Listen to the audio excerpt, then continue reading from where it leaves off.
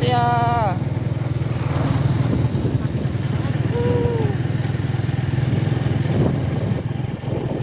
Punta kami ng palengke.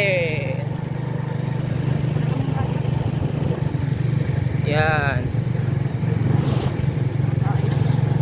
Mga bahay na palang araw, sana mapanaginipan namin nagkatotoo. Kahit mapanaginipan lang parang araw, okay na yun. Kahit di naman magiging totoo yun sa buhay namin. Kasi alam mo naman yung pangarap natin eh, bayang banal. Kung ipagkalob yun, di bonus na lang yun sa atin. Pero ang pinaka main target natin na ay bayang banal. Ayan. Bahay. Yan.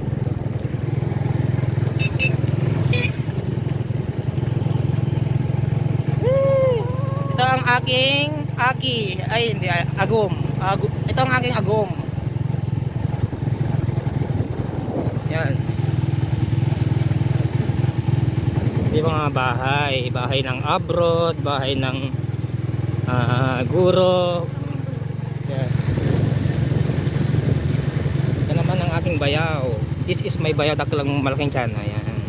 Naliyas din na? Ay? Bahay ng ate ko. Yan. Ito ang mais. Tag-ani ngayon dito eh. Yung mga bahay.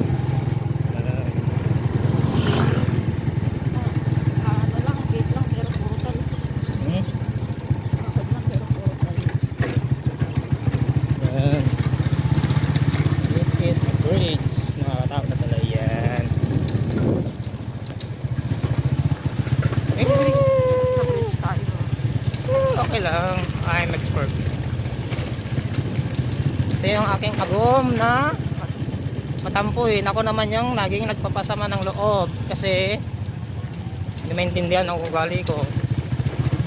Minsan mainitan ng ulo, minsan malambing, minsan isip bata. Yan, wow! So guys, ang lalaking bahay guys. Grabe guys. Grabe.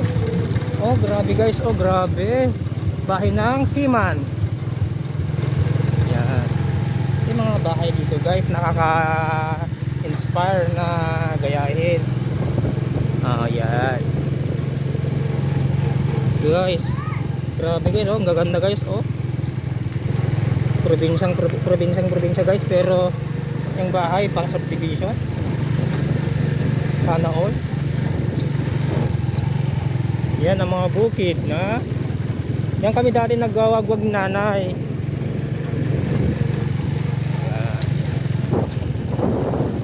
Yan siya agom ko, oh. Agom ko Sheila Apila. Buntis na siya guys. Joke lang. Sana nga. Yan guys, oh. Mga bahay ng lalaki pero di pa natatapos. Parang nagmamadali si Kuya. Focus mag-drive. Yeah.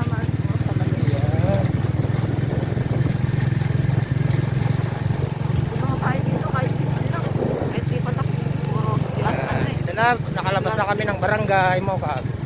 Simpleng bahay ni Kapitan guys, oh. Yan ang bahay ni Kapitan. Pero may rice mill siya. Yan guys, ang ganda ng location nito, oh. Tignan nyo. Puro lang sa paligid, mga bukid. Ito yung magandang location ng bahay.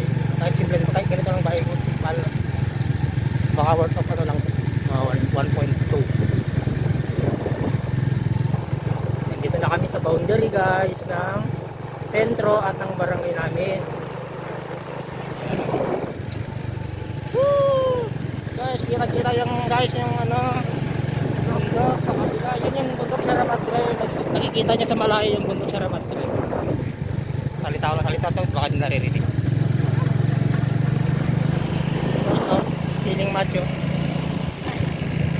Punggok pala. Walang macho pero punggok yan.